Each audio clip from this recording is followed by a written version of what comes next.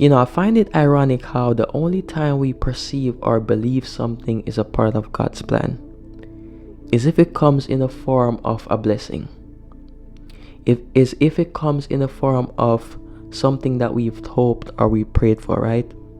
So unless something comes in the form of a new career, a new job, or business booming, a new relationship, a new car, a new house, being able to go on extravagant vacations, unless something comes in the form of something that we can accept or we want to accept, that's the only time we perceive something as being a part of God's plan.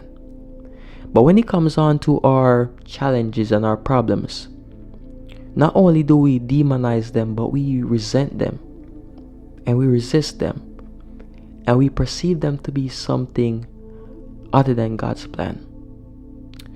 But what if even our greatest challenges, our greatest problems, what if those things are just as much of a part as of God's plan as even our greatest blessings? When I think about all my problems, right, and all the things that I've faced in my past, right, in the moment, I'm not gonna lie, I resented them. I felt as if the world was against me. I felt as if the world was falling apart around me, right? And I couldn't perceive why this challenge or why this problem would choose to happen to me.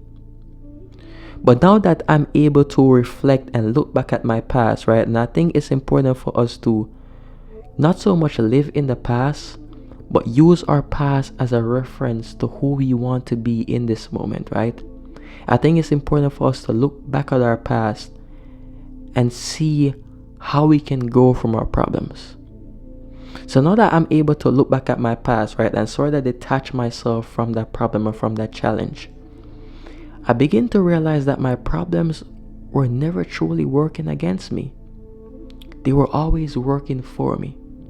Either there was something that I needed to fix within myself, or there was something that I needed to, sort of change externally, or there was something that I needed to pay attention to. There was always an opportunity for growth within every single problem that I face. And I believe that in every problem, in every challenge, in every circumstance that we find ourselves in, there is a seed of growth within it. I think a lot of us don't take the time to really find that seed of growth and water it. I think we make bigger problems out of our problems, right? And we don't allow ourselves to really see beyond our problems and really realize that life is never working against us, it's always working for us.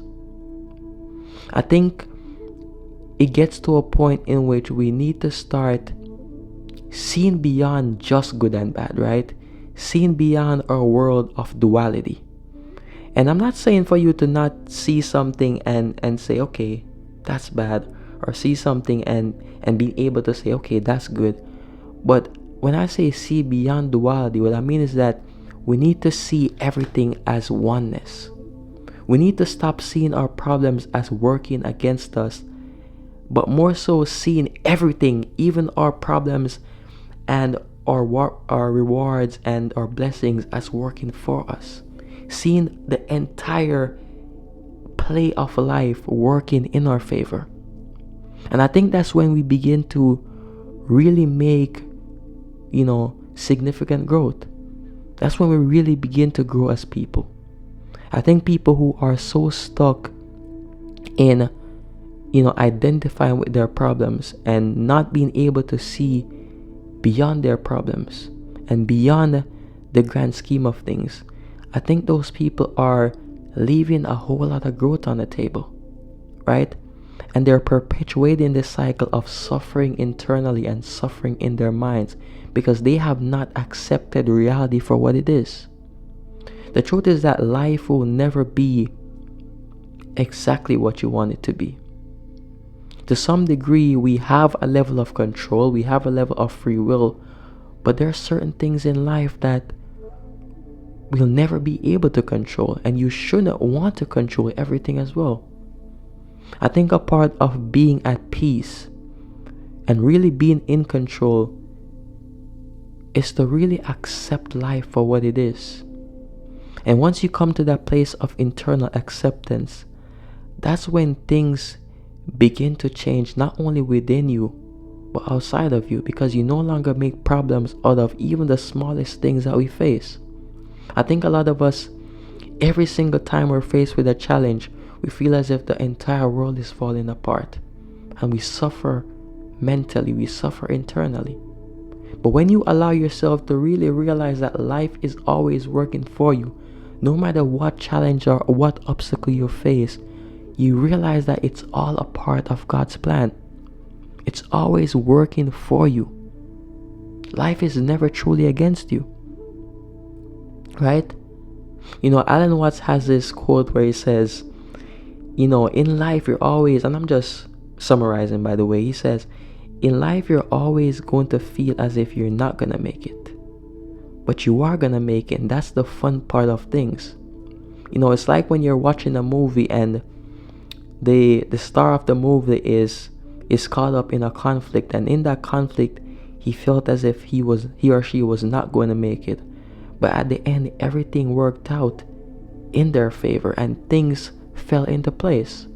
And I think in the same way, we get so caught up in the challenges and the conflicts of life, and we don't realize that at the end of the day, we will always return back to ourselves. Right? We'll always, find our way back to ourselves, and things will work out. Just as how a problem can be created, a problem can be solved as well. Just as how you think things are falling apart and things might go wrong one instance, a storm doesn't last long, and things will fall into place sooner or later.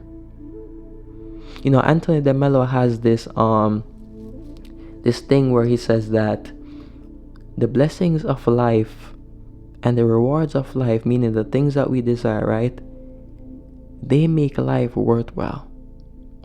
But even though they make life worthwhile, they don't lead to growth. And the things that really lead to growth are problems or challenges. They allow us to identify things within ourselves and things around us that we need to address. But if we're always just, having the fruits of life and the good things, how do we ever grow? How do we ever elevate? How do we ever expand if all we're being, fed with are good things? And so once you realize that, you begin to see that, you need problems. You need things to not be perfect. And I think I'm going to push back on that quote by Anthony Miller just a little bit. And I really believe that our problems, they also make life worthwhile. It's like watching a movie and every literal scene is literally just, rainbows. Everything is literally just perfect, right? There's no conflict to it. To me, that would be a boring movie. I wouldn't want to watch a movie where there's no conflict, there's no problems or no dilemmas or no challenges to be solved. I think what makes a good movie is conflict. And I think this entire life that we're living, this entire world, right, that we're in, is no different from a movie, right? Our problems are just as much of a part of the plan, right? You're feeling as if you're never gonna make it, and you're going to feel that way in this moment, but the reality is that you are going to make it, right? We are all going to make it because we're all a part of something that goes beyond even our greatest problems, right? So I say all this to say, we need to stop cursing our problems. We need to stop making bigger problems out of our problems. We need to realize that life is always working for us and it's never truly working against us. And even our biggest problems are just as much of a part as God's plan as our greatest blessings. But when we're so stuck in this mindset of perceiving life to be working against us, not only do we not grow, but we never truly get to enjoy life. We never truly see the beauty of life. And the reality is that unless you have a taste of the bad, you never truly come to full appreciation of the good. Unless you know what warm water is, then you never truly be able to appreciate cold water. And the same thing, sometimes you might feel like you want to, bathe in some warm water. Sometimes you want to bathe in some cold water. You know that contrast. But the thing that makes, both of those things so good is that you know the difference. And I think unless we know what problems are and we're able to perceive problems, then we're never truly going to appreciate the good things of our life. We're never truly going to be grateful. Right? So our problems, they're there for a reason. They're there for our growth. They're there for us to really appreciate life. So we need to stop demonizing them. And we need to start blessing our problems. And we need to sort of allow ourselves to see beyond them and realize that in this grand scheme of things and in this life, we're all here to grow. We're all here to expand. We're all here to become better versions of ourselves. And without challenge, without obstacle, without the things that you don't want, every single growth is impossible. Right? You're never truly able to grow. So, that's it, for the video.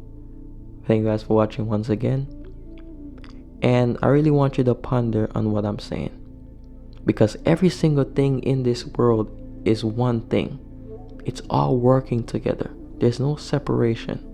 And so if you allow your problems to be separate from this entire thing, then you're never truly going to grow. And you're never truly going to enjoy this thing that we call life. Right? So thank you guys for watching. Take care of yourselves. Take care of your mental health. Give yourself a little bit of love every day, as I always say. And, thank you for watching once again. Peace and blessings.